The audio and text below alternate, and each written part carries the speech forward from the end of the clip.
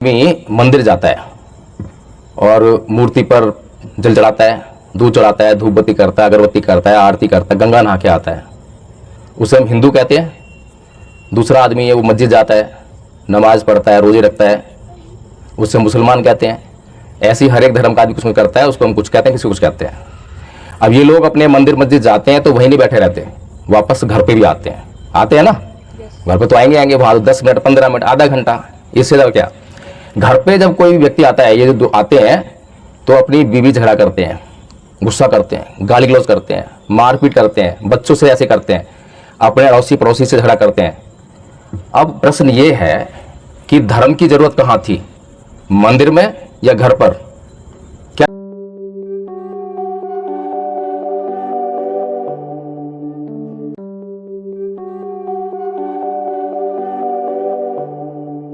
तो सबसे पहले तो आप लोगों ने जो यहाँ पर ये आयोजन किया है नवरात्र का, इसके लिए आपको बहुत बहुत मंगल कामनाएं, शुभकामनाएं। आप लोगों का मंगल हो। लेकिन हमें ये समझना चाहिए कि मंगल कैसे होता है और अमंगल कैसे होता है। अभी हम लोगों में से कितने लोग धार्मिक है यहाँ पर? कोई ऐसा भी है कि जो धार्मिक ना हो? ऐसा है कोई नहीं है? सारे धार्मिक हैं? थोड़ा सा मुझे रिस्पॉन्स करते जाओ ना। सारे धार्मिक हैं? चलो, ये तो खुशी की बात है कि हम लोग धार्मिक लोग बीच में बैठे हुए हैं। अच्छा, गुस्सा कितने लोग करते हैं? कोई नहीं करता? अच्छी बात है, अच्छी बात है। अच्छा, गाली गलौज कितने लोग करते हैं? गाली गलौज कोई नहीं करता। चलो, शुक्र है, कुछ धार्मिकता बच गई है। अच्छा, गुस्सा करना धर्म होता है क्या? नहीं। तो फिर यानी कि हम धार्मिक नहीं है? क्या कहें, बताइए। एक आदमी मंदिर जाता है और मूर्ति पर जल चढ़ाता है, दूध चढ़ाता है, धूप बत्ती करता है, अगरबत्ती करता है, आरती करता है, गंगा नहा के आता है, उसे हम हिंदू कहते हैं। दूसरा आदमी है वो मस्जिद जाता है, नमाज पढ़ता है, रोजे रखता है, उसे हम मुसलमान कहते हैं। ऐसे ही हर एक धर्म का आदमी कुछ करता है, उसको हम कुछ कहते हैं, किसी को कुछ कहते हैं। अब ये लोग अपने मंदिर मस्जिद जाते हैं तो वहीं नहीं बैठे रहते, वापस घर पे भी आते हैं ना। घर पे तो आएंगे वहाँ 10 मिनट, 15 मिनट, आधा घंटा, इससे ज़्यादा क्या। घर पे जब कोई व्यक्ति आता है, ये जो आते हैं तो अपनी बीवी झगड़ा करते हैं, गुस्सा करते हैं, गाली गलौज करते हैं, मारपीट करते हैं, बच्चों से ऐसे करते हैं, अपने अड़ोसी पड़ोसी से झगड़ा करते हैं। अब प्रश्न ये है कि धर्म की जरूरत कहाँ थी, मंदिर में या घर पर? क्या जवाब है? घर पर। घर पे। आप धर्म समझ में आने लगा है, धर्म क्या है? अभी तक धर्म क्या था? अभी मैं किसी पूछूं कि भाई आप हिंदू कैसे हो, हिंदू क्यों हो, तो क्या जवाब मिलेगा? मैं हिंदू पैदा हुआ, यही जवाब है। तो मुसलमान क्यों हो? मैं मुसलमान घर में पैदा हुआ, यही जवाब है। अब किसी हिंदू के घर में कोई बच्चा पैदा हुआ और पैदा होते उसको मुसलमान के घर में छुड़ाए, क्या हुआ? वो गलत तो नहीं कह रहा मैं, मुसलमान ही रहेगा। अब हिंदू धर्म के किसी भी देवी देवता या ईश्वर में कोई ऐसी शक्ति है कि उस घर में जो बच्चा हमने डाल के आए वो तो हिंदू है, हिंदू घर पैदा हो ना, कि उसको ये समझा सके कि तू मुसलमान नहीं है, तू हिंदू है? कोई शक्ति ऐसी है? कोई नहीं है। क्या कहें इसके? कई फिल्में भी बनी समझाने के लिए, लेकिन हमको समझ में नहीं आता। क्यों नहीं आता? कारण क्या है? हम हिंदू इसलिए हैं कि हिंदू परिवार में पैदा हुए, बस। इसके अलावा हिंदू धर्म क्या है, मुसलमान धर्म क्या है, धर्म का मतलब नहीं है। भगवान बुद्ध को कितने लोग जानते हैं? सब जानते हैं। चलिए, भगवान बुद्ध धर्म की बात करते हुए कहते हैं, सब पापस्य अकरणं कुशलस्योपसंपदा सचित्त परियोदपनं एतं बुद्धानुशासनं। सभी प्रकार के पाप कर्मों का ना करना और सभी प्रकार के पुण्य कर्म यानी अच्छे कर्मों का करना, ये धर्म है। अब भगवान बुद्ध जो धर्म बता रहे हैं और जो दूसरे लोग धर्म बता रहे हैं, कुछ अंतर है इसमें? अंतर है या नहीं है? एक हिंदू का जो धर्म है उसको बाकी के लोग मानने के लिए तैयार नहीं है, सही कह रहा हूं? हिंदू के धर्म को बाकी मुसलमान, ईसाई कोई स्वीकार नहीं करता। मुसलमान के धर्म को मुसलमान के अलावा बाकी स्वीकार नहीं करते हैं, सही बात है। लेकिन बुद्ध के धम्म को कोई मना कर देगा? कोई हिंदू कह देगा कि गलत कह रहे हैं बुद्ध, मुसलमान कह देगा? यानी पूरी दुनिया में कहीं भी चले जाओ और किसी से भी पूछो, और किसी भी समय में, सत्य युग, कल युग, द्वापर युग, कभी भी पूछ लो, कहेंगे ये बात तो ठीक है, धर्म तो यही है। समझ पा रहे हैं?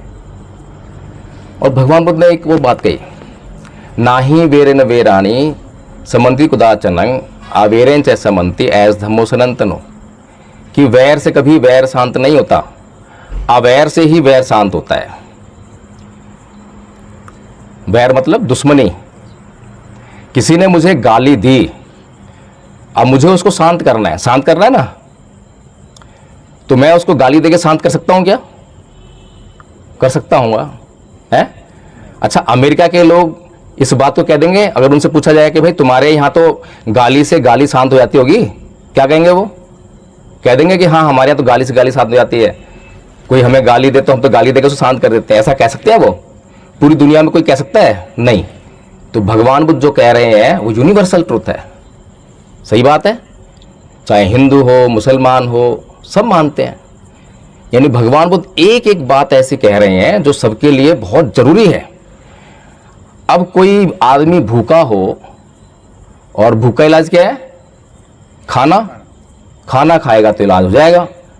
अब वो खाना तो खाए ना, खाने की एक तस्वीर निकाल ले, प्रिंट आउट निकाल ले, और उसको जो है दीवार पर चिपका दे और बोले कि खाना खाना खाना, भूख शांत हो जाएगी? तो सीधी सी बात है, खाना खाएंगे तो भूख शांत होगी, और खाना नहीं खाएंगे तो भूख शांत नहीं होगी। अभी भगवान बुद्ध की एक एक बात जो है पूरी दुनिया में कहीं भी इस्तेमाल करो, एक जैसा रिजल्ट आ रहा है। और उनकी एक एक बात जो है हर किसी के लिए जरूरी है, पूरी दुनिया के लिए जरूरी है। अच्छा, आप लोगों में से कोई बीमार तो नहीं है?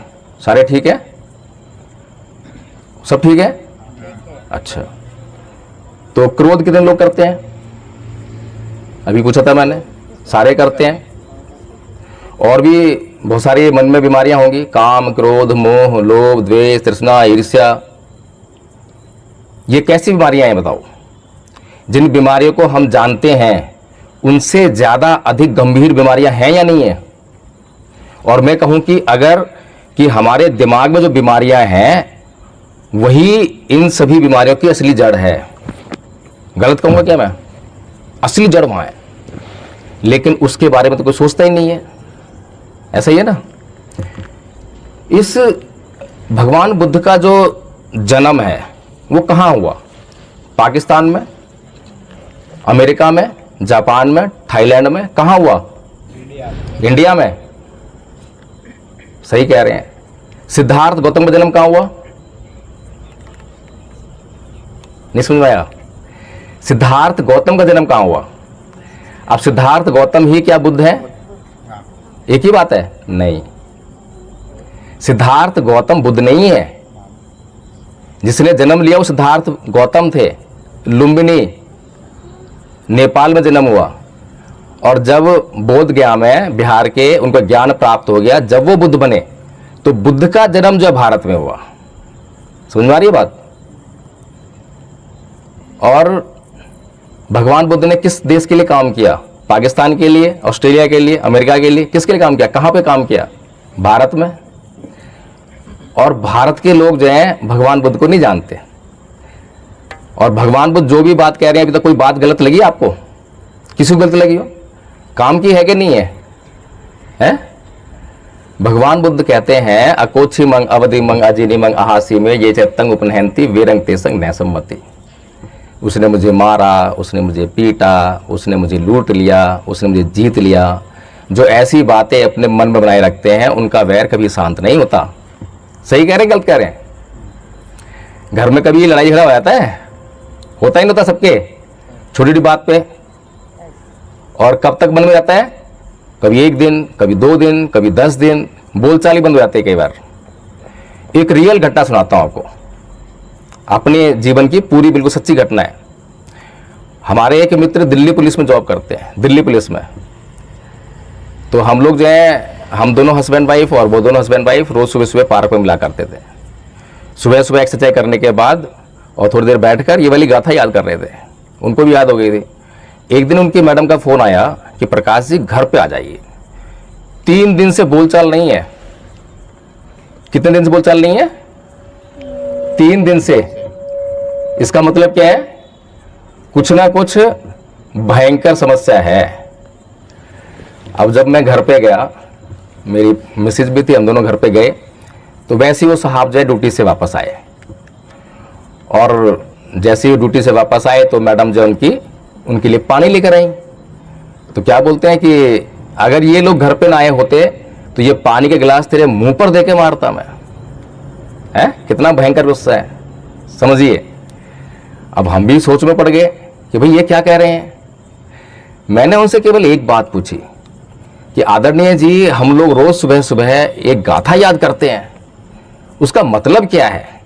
इतना पूछना था, चेहरे पे एकदम मुस्कान, हंस पड़े और तुरंत वो पानी लिया, पी लिया। 3 दिन का कलेश एक झटके में, एक पल में खत्म हो गया। चमत्कार हुआ भाई, चमत्कार किया किसी ने, कोई जादू किया, टोना किया, क्या बात हुई? सिर्फ व्यवहार की बात है, दिमाग की बात है। भगवान बुद्ध इस देश और इस दुनिया के लिए कितने जरूरी हैं। इस संसार के महानतम साइंटिस्ट आइंस्टाइन सभी जानते हैं। उन्होंने कहा the soul religion on the earth that can cope with the science is Buddhism. भगवान बुद्ध का धर्म ही एकमात्र धर्म ऐसा है इस दुनिया में जो विज्ञान के साथ में तालमेल बैठा सकता है, बैठाता है। कहीं कोई विरोधाभास नहीं है। क्यों? क्योंकि बुद्ध जो कह रहे हैं वो प्राकृतिक नियम है। अभी तक एक भी बात आपको ऐसी लगी जो प्रकृति से हटके हो, जिसको एक इंसान माने दूसरा ना माने? सतयुग में लागू होगी, कलयुग में लागू नहीं होगी, ऐसा कुछ हुआ? जब उन्होंने कही थी आज से 2500 साल पहले, तब भी वैसे ही रिजल्ट देती थी। तब भी जो लोग इसको कहते थे कि वैर से कभी वैर शांत नहीं होगा, तो जो लोग गाली जवाब गाली से नहीं देते थे तो शांति हो जाती थी, आगे बढ़ती नहीं थी झगड़ा जो है। और आज भी वही है रिजल्ट, कभी बदलाव नहीं होता। लेकिन हमारे समाज में कुछ ऐसा भी है कि जब कोई मर जाए तो कहते हैं राम राम सत्य है, ऐसा बोलते हैं ना। और यही शब्द जो है, किसी के घर में बच्चा पैदा हो, वो ऐसे ही डांस वांस का प्रोग्राम लगा हो, है खुशियाँ मना रहा हो, और जाकर कोई कह दे तो राम राम सत्य, कोई कह देगा? कहेगा तो क्या होगा? पिटाई हो जाएगी। क्या वहाँ पे राम राम सत्य था और यहाँ पे ना राम राम झूठ हो गया क्या? बताइए, झूठ हो गया क्या? ये क्या है? ये मन के अंदर वहम कहाँ से आया? सच्चाई को हम समझना ही नहीं चाहते, फिर सच्चाई को कोई बता दे तो उसको स्वीकार करना नहीं चाहते। हर किसी को पता है कि मृत्यु सत्य है ना, लेकिन फिर भी हम जो है उससे इनकार करते हैं। किसी के घर में बच्चा जन्म लेता है तो खुशियां आती हैं, फंक्शन शुरू हो जाता है, होता है ना, और खूब नाचते हैं, खूब गाते हैं, सब कुछ भूल के ये भी भूल जाते हैं कि ये बच्चा जो जन्म लिया है, हो सकता है अगले ही पल मर जाए, हो सकता है कल मर जाए, 2 दिन बाद, 1 महीने बाद, 1 साल बाद, 10 साल बाद, 20 साल बाद, 50 साल बाद, 100 साल बाद मरेगा तो सही। लेकिन उसकी मृत्यु को छोड़कर उसके जन्म की खुशियां मना रहे हैं। और कई बार ऐसा हो जाता है, दुर्घटनाएं तो होती ही हैं, सब कुछ होता है कि आज खुशियां मना रहे हैं, कल को बच्चा बीमार हो गया, परसों एक्सपायर हो गया, और जितनी खुशियां मना रहा था परिवार, उतना ही मातम छा गया। ये दुख कहां से आया? और दुख भी कोई मामूली दुख नहीं है, असहनीय दुख है। दुख सहा नहीं जा रहा है। क्यों नहीं सहा जा रहा? क्या तुम नहीं जानते थे कि ये सत्य है? तो भगवान बुद्ध जो है इस संसार की आंखें खोलने का काम करते हैं, और जब आंखें खोलते हैं और दुनिया को जब बताते हैं, समझाते हैं, तो उनके दुख दूर होते हैं। भगवान बुद्ध से पहले लोग तपस्या करते थे, किस लिए? स्वर्ग की खोज करने के लिए। स्वर्ग चाहिए, सुख चाहिए, या फिर अप्सराएं चाहिए। हमने पढ़ा है ना, सब कुछ देखे, हमने जो है सीरियल वगैरह भी देखे हैं, इसी खोज करते थे। पहली बार महामानव तथागत बुद्ध हुए, ना तो सुख की खोज में गए, ना अप्सरा की, ना स्वर्ग की, किसी खोज में गए? दुख की खोज में गए। दुख, बताइए कितना पागल इंसान है। है, हमें चाहिए सुख और ये ढूंढ रहा है दुख। पागल इंसान है, पागल है कि नहीं है? ऐसे लोग पागल ही कहते हैं। न्यूटन सबको मालूम है, न्यूटन जब एक बार सो रहा था पेड़ के नीचे, पेड़ सेब का था और सेब उसको पकड़ गया। क्या बोला, ये सेब जो है नीचे क्यों गिरा भाई, ऊपर क्यों नहीं गया? और दुनिया क्या बोल रही है उसको, पागल है। पागल ही तो कहेंगे उसको, क्योंकि पहली बार कोई चीज़ थोड़ा नीचे गिरी है, इतनी सारी सब नीचे तो गिरती हैं। लेकिन उसी पागल ने जब इस बात का पता लगाया कि ये नीचे क्यों गिरा, तो फिर क्या मिला आपको, आज आपकी ज़िंदगी बदल गई है। आज आपको जब गर्मी लगती है तुरंत स्विच दबाते हो और AC on, fan on, cooler on, मज़े मार रहे हो आज। लेकिन उस समय उसकी हालत पतली कर दी। तू पागल है क्या, तो समझ में नहीं आता है। तो जब जब कोई भी व्यक्ति इस समाज की परंपराओं, रीति रिवाजों के अगेंस्ट कोई बात कहता है तो उसको लोग फाड़ने खाने को आते हैं। लेकिन वही व्यक्ति जो है इस संसार का दुख का अंत करता है। तो भगवान बुद्ध भी जब दुख की खोज में थे कि भाई पहले समझना पड़ेगा ना कि दुख है क्या, दुख को समझे तो दुख क्या है। तो दुख को पहले उन्होंने परिभाषित किया। क्यों किया, अगर ये मोबाइल मेरा जो है मैं किसी कमरे में रख दूं और आप लोगों को पता नहीं है कि मोबाइल कैसा होता है, कभी देखा नहीं हो, और मैं आपको बोल दूं कि जाओ मेरा मोबाइल ले आओ, ले आओगे क्या? कभी नहीं ला पाओगे। लेकिन मैं आपको बता दूं कि देखो मोबाइल ऐसा होता है, चौकोर होता है, उसमें बटन होंगे, उसमें आप दबाओगे या टच करोगे तो लाइट जल जाएगी, तो थोड़ी देर बाद ढूंढ के ले ही आओगे, लाओगे ना। तो इसीलिए भगवान बुद्ध जो पहले परिभाषित कर रहे हैं, पहले समझा तो जाए दुख है क्या। तो बोलते हैं कि जाति भी दुखा, जरा भी दुखा, व्याधि भी दुखा, मनम भी दुखा, शोक परिदेव दो मनस्य उपाया सापी दुखा, पिय ही विपयोगो दुखो अप्य ही संपयोगो दुखा, यम पिछंगने लवती तंपी दुखं संकितेन पचुपादान खंदापि दुखा। जन्म लेना दुख है, रोग दुख है, रोग मतलब बीमारी, बुढ़ापा दुख है, मृत्यु दुख है। जिसको हम नहीं चाहते हैं वो मिलता है तो दुख होता है, जिसको चाहते हैं वो बिछुड़ जाता है तो दुख होता है, जो चीज़ें हम चाहते हैं वो नहीं मिलती हैं तो दुख होता है। कुल मिलाकर 5 स्कंदों से निर्मित ये शरीर दुख का घर है। सही कह रहे हैं, गलत कह रहे हैं? कितनी बड़ी बात जो है संसार को बुद्ध ने बताई। एक एक बात बुद्ध की जो है इस देश के लिए, इस देश के लोगों के लिए, दुनिया के लिए काम की है। काम किया कि नहीं है?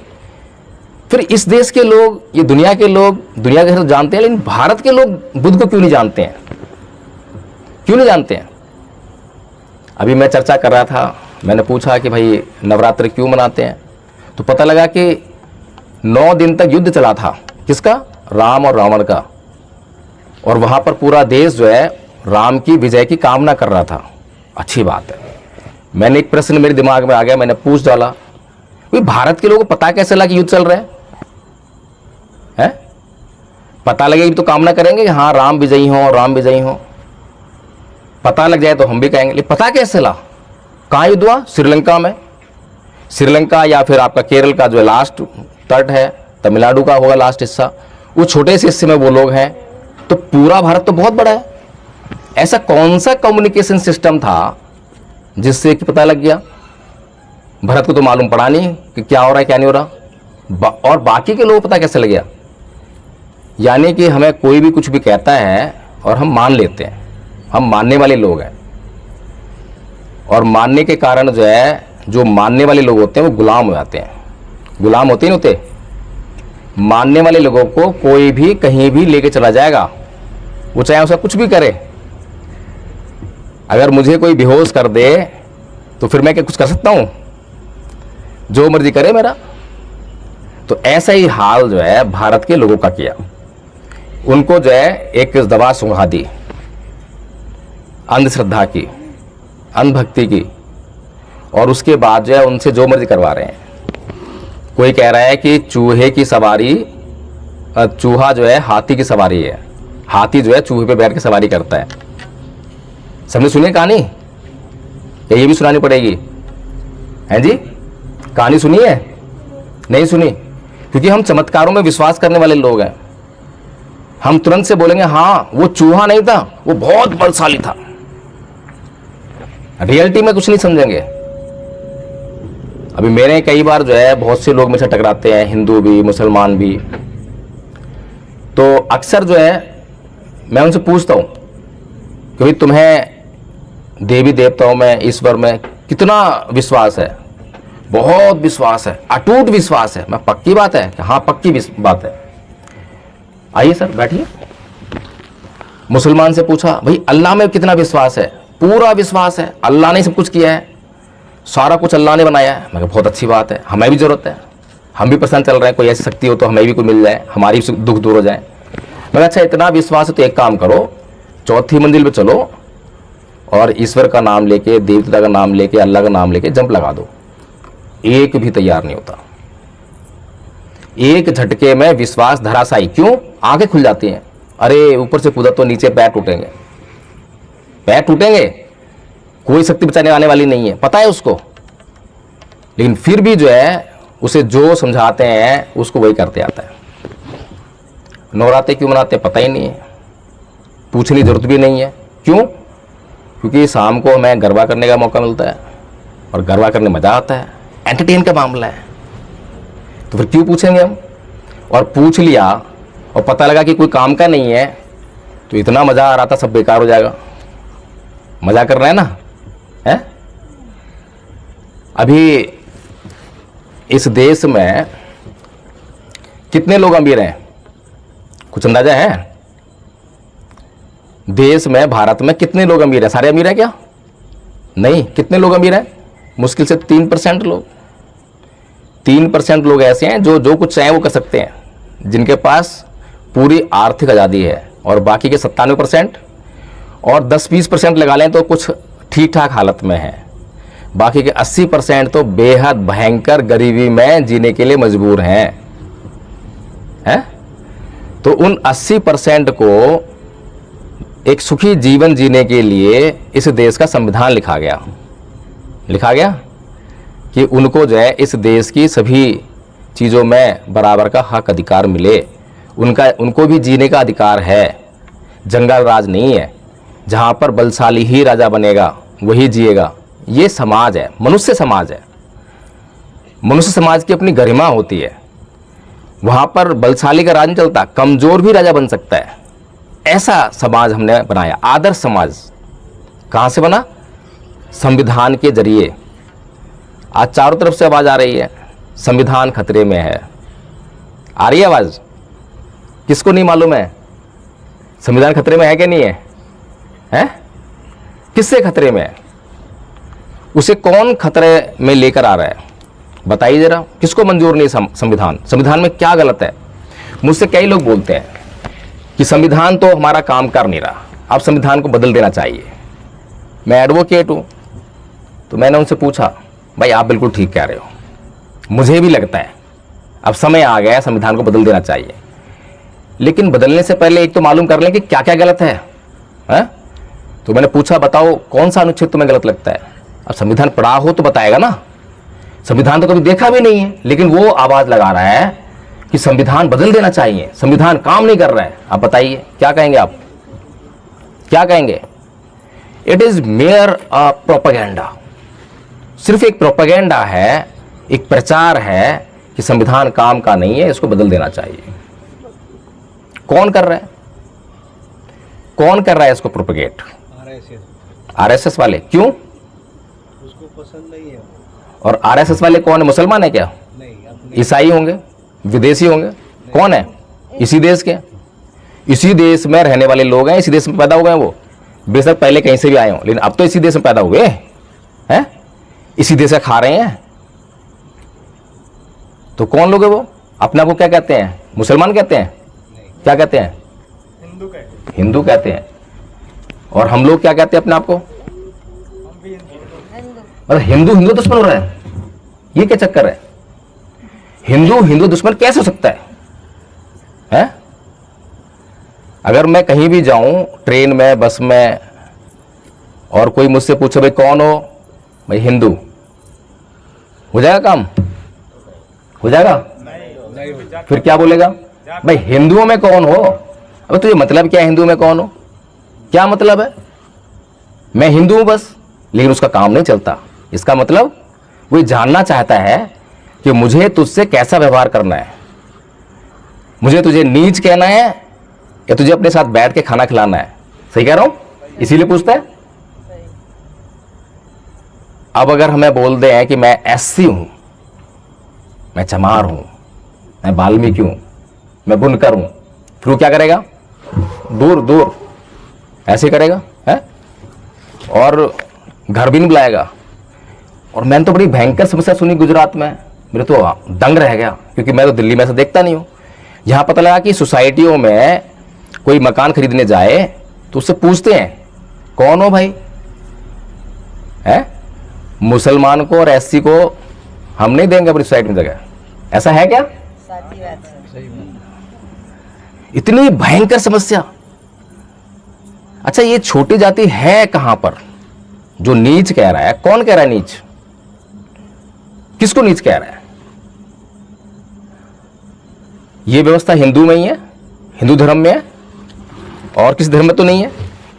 और किसी धर्म में तो होगी, उनकी अपनी समस्या होगी, लेकिन ये जो समस्या है, हमारी समस्या, ये तो हिंदू धर्म में है।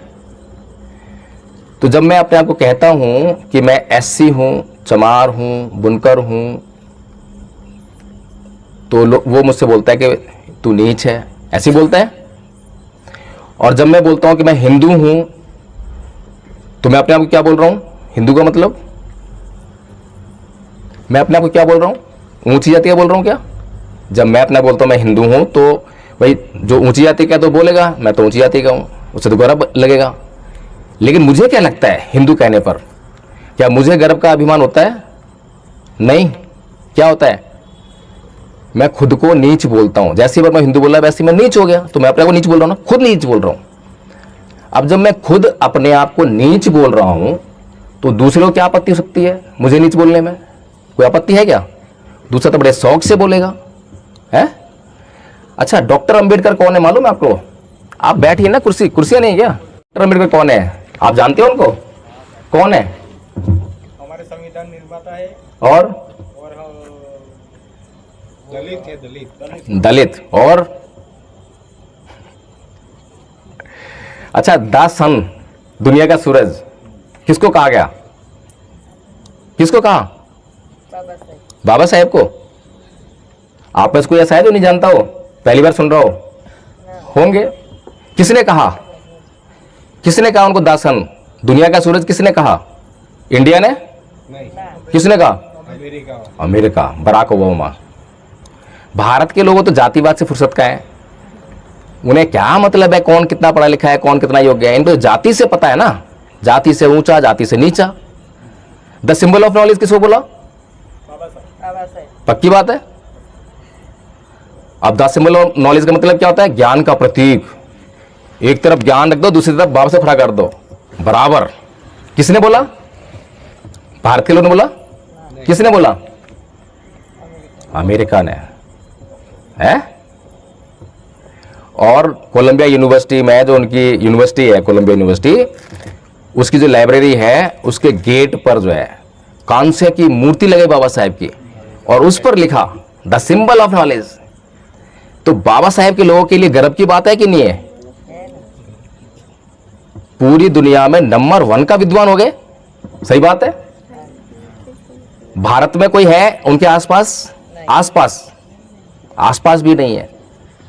और ऐसे व्यक्ति को अगर समाज में अपमान झेलना पड़े तो क्या करोगे आप लोग? कुछ सोचोगे नहीं सोचोगे? बाबा साहेब का अपमान कौन कर रहा है? कौन कर रहा है? हैं? कौन करता है बाबा साहेब का अपमान? बामन, है? बामन लोग, ब्राह्मण लोग। आप ऐसे कह रहे हैं। मैं कह रहा हूं कि वो नहीं करते, बाबा साहेब के अपने लोग करते हैं। आप लोग सम्मान करते हो क्या? इज्जत करते हो? पक्की बात है। अच्छा, कैसे करते हो सम्मान? 14 अप्रैल को, सही कह रहा हूं, बाबा जयंती वाले दिन बहुत बड़ी रैली बनाते होगे, आयोजन करते होगे, मंच लगाते होगे, डीजे, जय जय भीम, ये भी बोल देते होगे, कुछ झंडे उठा लेते होगे। हो गया सम्मान? सम्मान हो गया? नहीं। अभी ये बुजुर्ग बैठे हुए हैं और मैं इनके रोज पैर छू के जाऊं, और सारी सोसाइटी वाले मुझे देखते हैं, भाई एडवोकेट जय भीम प्रकाश तो बहुत अच्छा आदमी है, देखो बड़े बुजुर्ग के पैर छू जाता है ना, सारी सोसाइटी बोलेगी। एक दिन मुझसे बोले कि बेटा जरा एक गिलास पानी दे दियो, मेरे पास टाइम नहीं है, मेरा खेलने टाइम हो रहा है, आपने अब ले लो। क्या हुआ, इज्जत या बेइज्जती? समझ में आ गई? इज्जत काहे में है और बेइज्जती काहे में है? इस समाज के लिए परम पूज्य बाबा साहब डॉक्टर भीमराव अंबेडकर एक टॉनिक के रूप में आए, दवा के रूप में आए हैं। बाबा साहब डॉक्टर भीमराव अंबेडकर और नेहरू जी एक बार संसद से बाहर निकल रहे हैं और नेहरू जी बोल रहे हैं, अरे बाबा साहेब तुम किन लोगों के लिए काम कर रहे हो, ये लोग तुम्हारे लिए कुछ नहीं करने वाले, तुम्हें कुछ नहीं देने वाले, अच्छा हो कांग्रेस ज्वाइन कर लो, तुम्हें बहुत कुछ मिलेगा। सही कह रहे हैं गलत कह रहे हैं नेहरू जी? सही कह रहे हैं। क्यों? क्योंकि बाबा साहेब ने जिन लोगों को वोट का अधिकार दिया संविधान लिखकर, उन्हीं लोगों ने उनको पहला चुनाव हरवा दिया। बाबा साहेब अपना पहला चुनाव हार गए ना, है? भारत में जिन लोगों को वोट का अधिकार दिया, किसको दिया? सभी को दिया, एक को तो नहीं दिया ना, अपने लोगों को तो नहीं दिया, खाली सबको दिया, ब्राह्मण को, बनिए, सबको दिया। और होना क्या चाहिए था कि जब बाबा साहेब चुनाव लड़े तो उनके सामने कोई होना ही नहीं चाहिए, उनके सम्मान में है। पूरी दुनिया उनका सम्मान कर रही है, लेकिन भारत के लोग सम्मान नहीं कर रहे हैं। उनके सामने कंटेस्ट करने की हिम्मत कैसे होगी, औकात थी क्या उसकी? लेकिन कांग्रेस ने उनके सामने एक क्रिकेटर को खड़ा कर दिया और उस क्रिकेटर से बाबा साहेब हार गए। सोचिए, अपमान है सम्मान है? और वो क्रिकेटर कौन था? वो क्रिकेटर की औकात क्या थी? कितनी बड़ी औकात थी बताइए मुझे। अब बाबा साहेब क्या बोल रहे हैं ये इंपॉर्टेंट है। तो बाबा साहेब क्या जवाब दे रहे हैं नेहरू जी को? बाबा साहेब बोल रहे हैं कि ए नेहरू जी, मैंने इस समाज में जन्म लिया है, इस समाज का मेरे ऊपर कर्ज है। पता नहीं कौन से जन्म में कर्ज लिया था, मुझे पता नहीं, पर वो कह रहे हैं कि मेरे ऊपर जो है समाज का कर्ज है। अगर ये समाज मुझे पीट पीट कर इस लैंप पोस्ट पर भी लटका दे तो भी मैं मरते दम तक इसी समाज के लिए काम करूंगा। ये बाबा साहेब है, इस दुनिया का सबसे बड़ा पागल आदमी। पागल है या समझदार है? पागल है ना, है? नहीं। अभी आपके बच्चे को अगर थोड़ी सी बीमारी तकलीफ हो जाए तो क्या करते हो? तुरंत हॉस्पिटल, जॉब से छुट्टी करते हो, सारे जरूरी काम छोड़ दोगे, तुरंत हॉस्पिटल, जॉब से छुट्टी करते हो, सारे जरूरी काम छोड़ दोगे। और बाबा साहिब जो है बच्चों के लिए खाने के लिए जुगाड़ नहीं है, दवा दारू की तो बहुत दूर की बात है, खाने जुगाड़ नहीं है। रमाबाई कोई बिजनेसमैन तो नहीं थी, उनकी पत्नी जो है रमाबाई, ना कोई नौकरी ना धंधा, और छोड़ के चले गए। कहाँ जा रहे हैं? अमेरिका। इसलिए पढ़ने के लिए। अब ऐसे आदमी पागल कहेंगे समझदार कहेंगे? बताइए मुझे, ऐसा आदमी पागल कहेंगे समझदार कहेंगे? आप में से कोई पागल है? दुनिया में कोई ऐसा पागल है?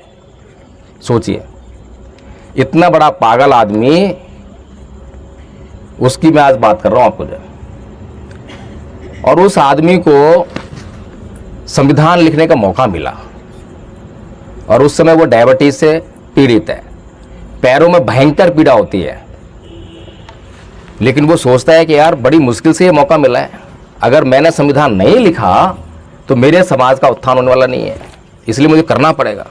तो क्या करते हैं?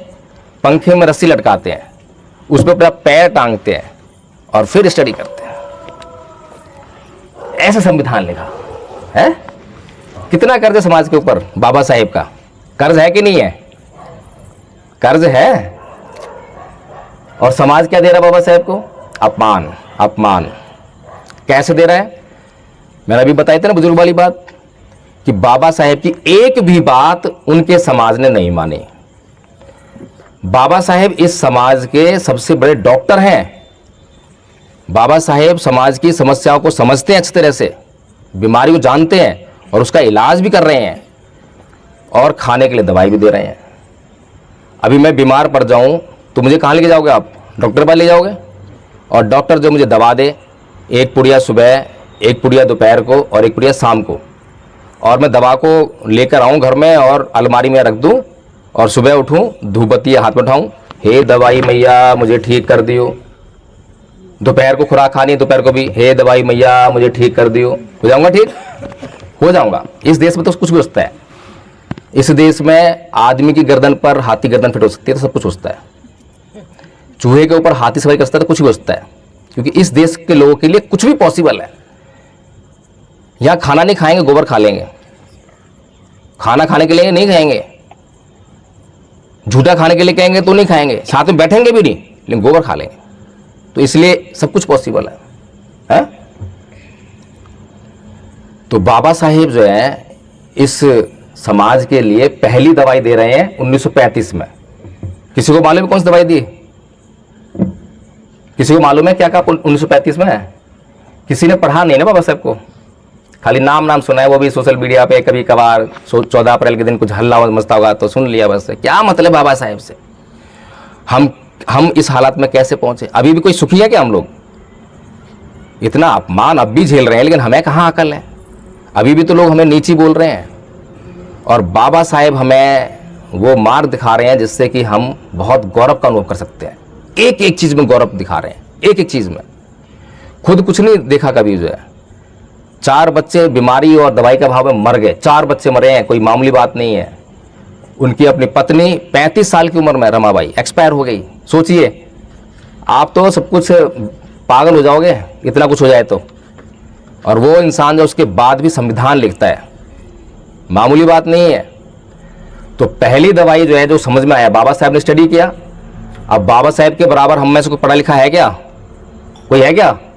कोई आधा पढ़ा लिखा हो, कोई 1% हो, लेकिन उनकी बात मानते वक्त हम उन पर सवाल खड़ा कर देते हैं। नहीं ये बात बाबा साहब ने ठीक नहीं की, ये वाली बात नहीं मानेंगे, ऐसे ही करते हैं।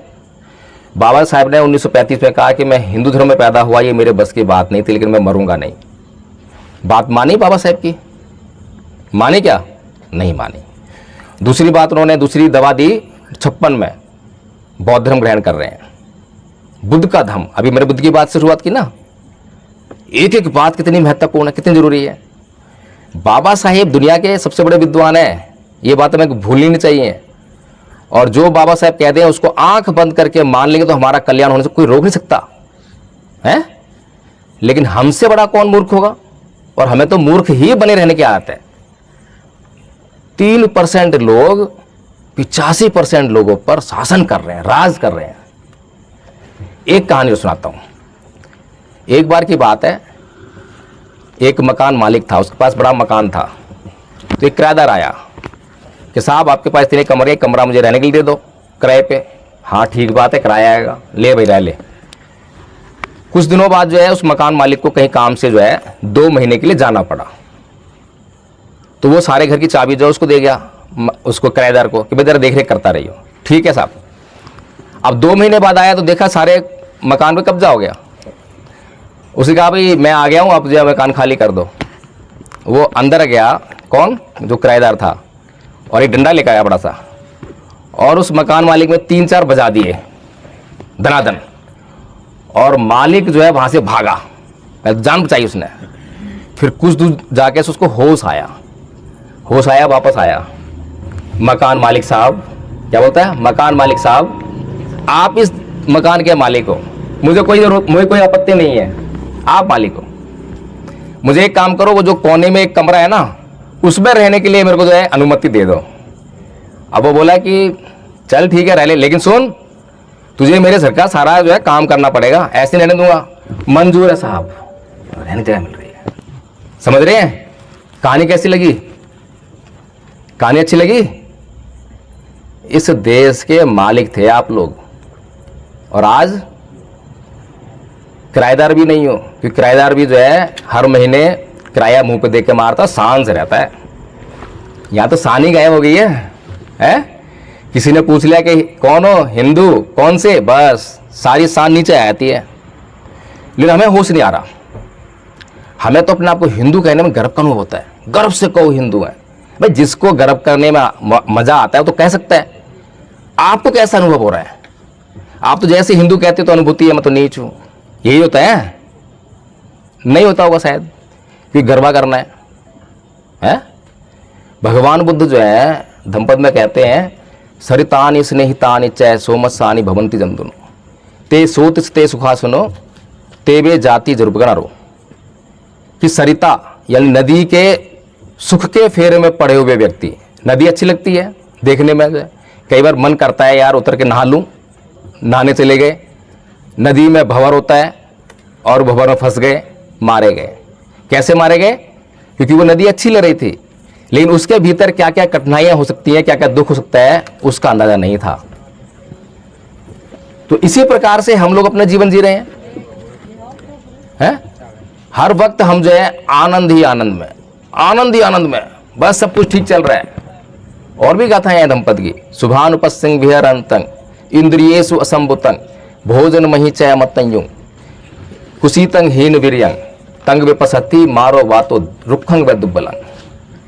कि जो शुभ ही शुभ देखते हुए अपना जीवन जीते हैं, विहार करते हैं, घूमते फिरते रहते हैं, उनके इंद्रियों में कोई संयम नहीं है, भोजन की मात्रा जानते नहीं है, तो उनकी जो कमजोरी है उनको ऐसे मार्ग आती है जैसे कि दुर्बल वृक्ष को एक हल्का सा हवा का झोंका है। तो भगवान बुद्ध हमारा पूरा मार्गदर्शन कर रहे हैं और बाबा साहेब हमें बुद्ध की शरण ले जा रहे हैं। शरण गमन करते हैं ना, बुद्धं शरणं गच्छामि धम्मं शरणं गच्छामि। ये शरण क्यों जाते हैं? किसी ने पूछा है किसी से? आप लोग तो बौद्ध नहीं, अब तो हिंदू हो खैर, लेकिन कोई बौद्ध तो मिला होगा, उससे पूछ रहे तू क्यों जा रहा है, किसके साथ जा रहा है? तो क्या बोलेगा वो? अभी तो पता ही नहीं बौद्धों को। अगर बौद्धों को पता होता है कि शरण गमन क्यों करते हैं तो शायद भारत में आप लोग तो पहुंच गए होते, जो आप भी बौद्ध हो गए होते। इतना इंपॉर्टेंट चीज जो है छुपी हुई है, छुपी हुई, पता ही नहीं हमारे को कितनी अच्छी खजाना है। तो हमारे इसको खजाना है और एक एक बात से इस दुनिया में, चाहे कोई किसी धर्म को मानने वाला हो, बुद्ध की बात से कोई इनकार नहीं कर सकता। बात सही है गलत है? कोई, मैं चैलेंज करता हूं, बुद्ध की किसी भी बात पर कोई उंगली उठा के दिखा दो, ये कह दो कि दुनिया के किसी आदमी के लिए, इस वाले आदमी के लिए ये सही नहीं है, इसके लिए इससे कल्याण नहीं हो सकता, तो मैं भी छोड़ दूंगा है। लेकिन इतनी इंपॉर्टेंट चीज आपसे क्यों छुपाई गई? क्यों छुपाई गई?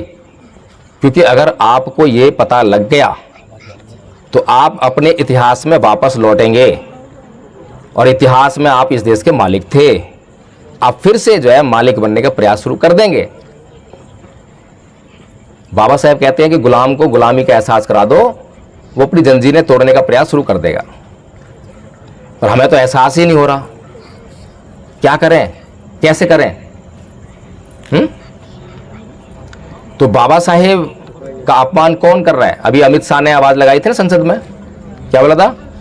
बाबा साहेब का नाम लेना फैशन बन गया है? इतना नाम अगर ईश्वर का लिया होता तो स्वर्ग मिल गया होता। अमित शाह ने गलत किया क्या? कोई गलत बात कही अमित शाह ने? बताइए, सही बात कही, गलत बात कही? हमारे लिए बाबा साहेब का नाम फैशन ही तो हो गया है। अगर हमारे लिए बाबा साहेब का नाम फैशन ना होता, अगर वास्तव में हमने बाबा साहेब का इस्तेमाल किया होता, समझ में आ गया होता, तो संसद में कौन होता? अमित शाह तो नहीं होता, अमित शाह संसद के बाहर होता, हम लोग संसद में होते। भाई नंबर तो हमारे पास है ना। तो इसलिए जो है आदरणीय साथियों, आज आप लोगों का जो मजा था उसमें मैंने खलल डाला, इसके लिए मैं आप लोगों को क्षमा प्रार्थी हूँ, मैं आपसे माफ़ी चाहता हूँ। लेकिन मैंने अपना एक कर्तव्य समझा कि मुझे कुछ पता है तो मैं कुछ आप लोगों से चर्चा कर लूँ, हो सकता है कि आपको भी जो है उसका ज्ञान हो जाए। और असली मित्र वही जो अपने मित्र के दोष बताए, जो उसकी तारीफें लूटते रहे, जो उसकी तारीफ करता रहे, चाहे वो गलत कर रहा है सही कर रहा है और तारीफ करते आ रहा है, तो वो मित्र जो है उसका मित्र नहीं है, वो उसका दुश्मन है। उससे बड़ा शत्रु कोई नहीं है। और जो अपने मित्र के दोष दिखाए, उससे बड़ा कोई मित्र नहीं है, शुभचिंतक नहीं है। भगवान बुद्ध की वाणी है ये, भगवान बुद्ध कह रहे हैं, समझ रहे हैं? तो मैंने भी जो है जब इस सोसाइटी में आया तो आदरणीय जी ने मुझे बताया कि सोसाइटी में जो है सारे लोग अपने लोग हैं। आज गर्व हो रहा है। एक तरफ तो मुझे चिंता भी हुई, मैं बहुत चिंतित हूँ, इसीलिए वकील हूँ, नेट क्वालिफाइड हूँ, प्रोफेसर बन सकता हूँ, अच्छी ज़िंदगी जी सकता हूँ, लेकिन 16 तारीख से निकला हूँ, अकेला निकला हूँ, गाड़ी से निकला हूँ। खतरा है ना। कितना दूर हूँ मैं यहाँ से? 1000 किलोमीटर दूर हूँ, है। और परसों मेरी गाड़ी का एक्सीडेंट भी हो गया, बच गया मैं। बड़ा ट्रोला मेरे सामने आ गया, ऐसे टक्कर मार दिया मुझे। और रात के कभी 12 बजे, अभी भी 12 बज रहे होंगे, हैं? बज गए 12 बज गए। कभी एक दिन में 2 मीटिंग, कभी 1 मीटिंग। और आपसे तो मैंने मेरे ख्याल से आधा घंटे का टाइम लिया था। 3-3 घंटे बोलता हूँ। 3 घंटे बोलने के बाद शरीर में जान नहीं रहती है, लेकिन मुझे बाबा साहेब की जब पीड़ा याद आती है ना, तो मैं फिर से खड़ा हो जाता हूँ। नहीं, जब तक इस शरीर में जान है तब तक तो बाबा साहेब की बात में पहुँचाने का काम करूँगा, चाहे मुझे कोई कुछ दे ना दे, चाहे मुझे कितना भी कष्ट हो। तो मैं तो अपना काम कर रहा हूँ। बेटा अभी रुको जरा, है, मैं तो अपना काम कर रहा हूँ ईमानदारी से। अब मैंने आप लोगों से बात कह दी है, अब जिम्मेदारी आपके ऊपर। बाबा साहेब का सम्मान करना है या नहीं करना है? बेटा बैठ जाओ, आप लोग बैठ जाओ। बाबा साहेब का सम्मान करना है या नहीं करना है? और हमारा खुद का सम्मान जो है बाबा साहेब के सम्मान में छुपा हुआ है। हमारा सम्मान नहीं हो रहा है, हमारा बहुत अपमान हो रहा है। और कुछ लोग अपना अपमान कर रहे हैं। हमारा जो है संख्या हमारे पास है, हम चाहे तो कुछ भी कर सकते हैं। तो अभी मेरी बात जो है किस किस को समझ में आई है और किस किस को समझ में नहीं आई है। जिसको समझ में नहीं हो वो हाथ खड़ा कर दे, जिसको समझ में ना आई हो वो हाथ खड़ा कर दे। सबको आई है समझ में? तो सभी लोग जो है अपना सम्मान करने के लिए तैयार हैं। अपना तो करेंगे ही, इतना तो स्वार्थी हो जाए हम जो है। अभी तक है ना बाबा साहेब का जो काम है पूरा क्यों नहीं हुआ? अभी ये चारों तरफ से आवाज आ रही है ना कि संविधान खतरे में, लोकतंत्र खतरे में, आरक्षण खतरे में, सब कुछ खतरे में चल रहा है। क्यों हो पता है? एक होता है असली खाना और एक होता है नकली खाना। नकली खाना जो है हमें बीमार कर देता है, पता ही है सबको, और असली खाना हमें स्वास्थ्य देता है। ऐसे ही मिशन मूवमेंट का भी असली खाना और नकली खाना है। नकली खाना है लोभ, लालच और निजी स्वार्थ का। अभी तक हमने अपनी जिंदगी से मतलब रखा, समाज को नहीं देखा ना, तो हमने नकली भोजन खाया, इसीलिए हमारा सब कुछ खतरे में आ गया। और असली खाना होता है त्याग, समर्पण और बलिदान का। जब इसका खाना खाना शुरू कर देंगे तो सब कुछ फिर दोबारा हमारे पास पुनर्स्थापित होने लगेगा। असली खाने का मतलब है कि मैं अपने समाज के हर किसी आदमी तक देखूं, मेरे समाज में किसी को भूखा तो नहीं कोई, किसी को बच्चे को कहीं शिक्षा लेनी हो, उसको पैसे ना हो, उसको थोड़ा मैं हेल्प कर दूं, कहीं भी कोई समस्या हो तो मैं खड़ा हो जाऊं, मेरे समाज साथ में हमेशा खड़ा रहूं। इसे कहते हैं असली खाना। आज हमारे समाज में सामाजिक बेईमान नेता हैं, ऐसे ही नहीं सब कुछ खतरे में आ गया। एक अकेले बाबा साहेब अकेले थे ना, एक अकेले बाबा साहेब ने हमें जो है संविधान दिया, आरक्षण दिया, सब कुछ दिया। ये सारी जिंदगी जो हमें मिली है अकेले बाबा साहेब की वजह से। और आज करोड़ों लोग पढ़े लिखे हैं, सारे IAS IPS पढ़े लिखे हैं, सारे जज पढ़े लिखे हैं, सारे MLA MP पढ़े लिखे हैं, सारे सरकारी नौकरी वाले पढ़े लिखे हैं। लेकिन इतने पढ़े लिखे होने के बाद भी आज सब कुछ हमारा खतरे में आ गया। क्यों आ गया? सामाजिक बेईमानी की वजह से। आज हमारे नेताओं को खाली MLA MP बनना है, बस उनका इस मिशन यही है। समाज को नहीं बनाना, अपने आप को बनाना है। और खुद को MLA बनाना तो क्या करना पड़ेगा? झूठ बोलना पड़ेगा। जितना बड़ा झूठ बोलने वाला हो उतना बड़ा नेता है ना। एक समाज सेवक में, समाज सुधारक में और एक नेता में फर्क मालूम है क्या होता है? फर्क मालूम है? आपकी कॉलोनी में मेरे साथ कोई समाज सुधारक आए और घुसते ही कोई शराबी मिल जाए तो क्या कहेगा उससे? शराबी को समाज सुधारक क्या बोलेगा? क्या बोलेगा? उसको बोलेगा ना शराब छोड़ दे भाई, शराब तुझे मार डालेगी। ये तो काम है उसका, समाज सुधारक है ना। और वो शराबी उसको गाली देगा और फिर भी समझ कोई बात नहीं भाई तू शराब छोड़ दे, ऐसे बोलेगा। अगले दिन आपके सोसाइटी में नेताजी आ गए और उससे भी जो है वो शराबी टकरा गया, वो क्या कहेंगे नेताजी? नेताजी क्या बोलेंगे? बोलेंगे शराब छोड़ दे ना, उनको तो चाहिए शराबी। वो शराब पिएगा और उनके पैसे से पिएगा तो पक्की वोट है। तो क्या करेंगे? शराब साथ में लेकर आएंगे बांटने के लिए। शराब नहीं लाएंगे तो पैसे रहेंगे कि ले पी और वोट मुझे दियो। और हम सम्मान किसके करते हैं? समाज सुधारक का या नेताजी का? जब हम नकली खाना खाएंगे तो स्वास्थ्य कहां से मिलेगा? असली आदमी सम्मान करते नहीं है। अभी नेताजी आपकी सोसाइटी में आए तो कोई 1000 रुपए की माला, कोई 10,000 रुपए की माला, कोई फूलों से स्वागत, और मेरे यहाँ समाज सुधारक आएगा। इसका तो काम है समाज सुधार करना, ये तो बाबा साहब का काम था, है तो बाबा साहब का काम था। भाई हद हो गई। हम कितने कृतघ्न हैं, लेस मात्र कृतज्ञता हमारे भीतर नहीं है, ऐसा फरामोश है हम। तो अगर मेरी बात समझ में आ गई हो तो मेरे पास ये कोर्स है। मैं आपको अभी कुछ नहीं कह रहा, मैं ये नहीं कह रहा कि आप हिंदू धर्म छोड़ दो, और मैं ये भी नहीं कह रहा कि बौद्ध बन जाओ। मैं होता कौन हूं? आपके अपने हाथ का डिसीजन है, ये आपको डिसीजन लेना है। जब आप अपने खुद से डिसीजन लेंगे तो अच्छा होगा। कोई डिसीजन दिलाए आपको तो बहुत से लोग घूम रहे हैं। कोई चाहता है कि आप मुसलमान बन जाओ, कोई कहता है हिंदू बन जाओ, कोई कहता है ईसाई बन जाओ, बहुत लोग घूम रहे हैं। मैं भी उसमें शामिल हो गया तो बेकार हो जाए मामला। मैंने तो आपके कल्याण की बात कही है। समझ में आई हो तो सोचना समझना अच्छी तरह से, और विचार करने के बाद निर्णय लेना, और बाबा साहब समझना।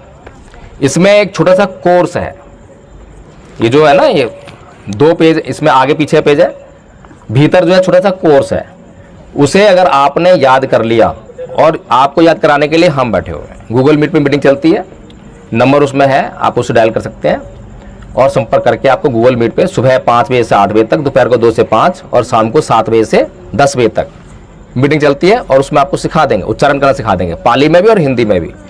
अगर ये कोर्स आपने कर लिया तो मैं गारंटी देके जा रहा हूं कि आपके जीवन के दुख दूर होने लगेंगे। अभी तक ऐसा कोर्स ये वाला 230 लोग करा चुका हूं, अनपढ़ से लेकर प्रोफेसर तक, 4 साल के बच्चे से लेकर और 80 साल के बुजुर्ग तक ये कोर्स कर चुके हैं। अभी मैं आपको अगर कोई गिफ्ट दूं, अगर आपको गिफ्ट में मोटरसाइकिल दे दूं तो उसका लाभ उठाओगे आप? उठा लोगे लाभ? पक्की बात है? नहीं उठा पाओगे। अगर मैं आपको मोटरसाइकिल गिफ्ट दे दूं तो उसका लाभ नहीं उठा पाओगे। क्यों? क्योंकि मोटरसाइकिल चलाना सीखना पड़ेगा।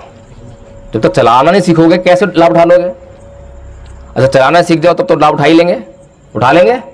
नहीं। क्यों आप मना कर रहे हो? क्यों उठाएंगे? चलाना नहीं सीखा तो क्यों उठाएंगे? भाई चलाना सीख लिया तो लाभ उठा ही लेंगे, पक्की बात है? नहीं। चलाना सीख लिया तब भी जब तक आप उसको चलाओगे नहीं तब तक कहां से लाभ होगा? समझ में आ रही है बात क्या कह रहा हूं? तो इसीलिए ये कोर्स है। अभी मैंने आपको कहानी सुनाई थी हमारे मित्र की, तो ये कोर्स के रूप में उनके पास गाथा थी, लेकिन इस्तेमाल नहीं करना आता था, इस्तेमाल नहीं कर रहे थे, इसलिए लाभ नहीं हो रहा था। और जैसे ही इस्तेमाल किया वैसे ही लाभ होने लगा। ऐसे ही ये कोर्स है। गारंटी तो मैं देके जा रहा हूं, लेकिन गारंटी डिपेंड करती है आपके आचरण करने पर। जैसे ही इसको अपने घर में अप्लाई शुरू कर दोगे तो सबसे पहले अभी जितना क्रोध आपके भीतर है उसमें कमी आने लगेगी। धीरे धीरे धीरे धीरे घर में शांति का माहौल बनने लगेगा। अभी पता नहीं शांति बनाए रखने के लिए क्या क्या हमने मूर्तियां लगाई, तो क्या क्या करा, लेकिन व्यवहार नहीं सुधारा। व्यवहार नहीं। गुजरात में मैं एक चीज देख रहा हूं कि चिल्लाकर बात करने की आदत है लोगों को, हर एक को चाहे कितनी हो, विपस्सा कर लिया हो, कितना ध्यान करता हो, लेकिन सबको जो चिल्लाकर ही बात करने की आदत है। होता है कि कल्चर आई है, कोई बात नहीं। लेकिन ये कोर्स करने के बाद आपके घर में किसी की मूर्ति लगाओ मत लगाओ, मैं ये भी नहीं कह रहा कि बुद्ध की मूर्ति लगाना, मैं नहीं कह रहा। आपको कभी फायदा हो और कृतज्ञता व्यक्त करनी हो कि भाई ये ज्ञान मुझे बुद्ध से मिला है, तो बुद्ध की मूर्ति मेरे घर में होनी चाहिए, तो लगा लेना, मन करे लगा लेना। मैं तो आपको नहीं कर रहा, बाउंड नहीं कर रहा, कभी भी किसी बात के लिए बाउंड नहीं कर रहा। सारा डिसीजन आपके ऊपर, क्योंकि आप जो है मनुष्य हो, और मनुष्य विवेकशील प्राणी है, सोच सकता है, समझ सकता है क्या उसके लिए अच्छा है, क्या उसके लिए बुरा है, अच्छे पे आचरण कर सकता है, बुरे को छोड़ सकता है, पाप से बच सकता है ना।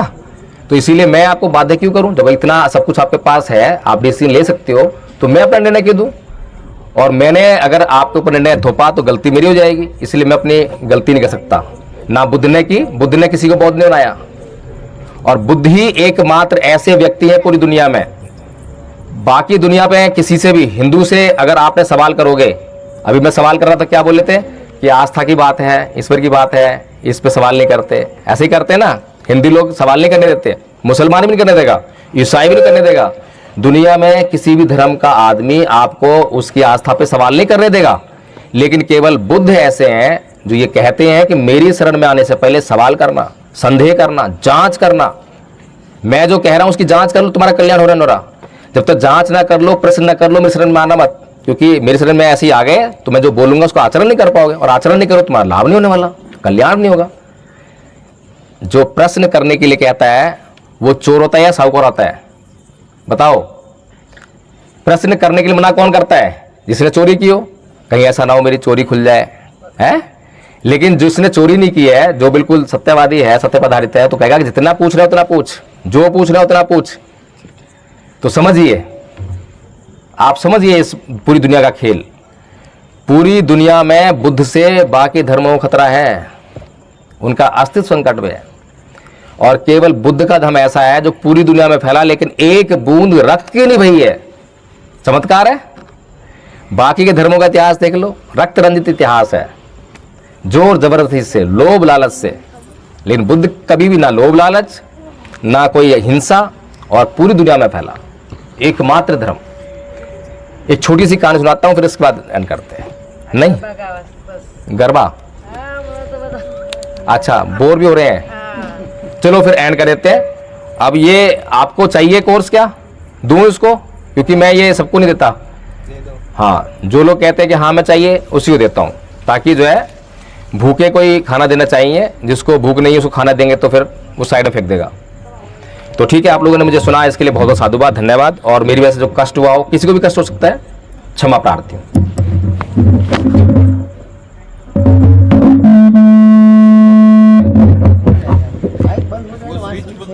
स्विच से बंद नहीं हो रहा ना?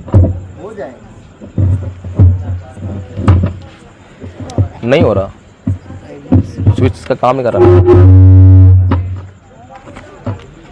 ये लो बच्चों, बांट दो, तुम कह रहे थे ना, ये लो, जितने बढ़ जाए उतने बांट दो, बाकी मुझे लाके वापस कर दो।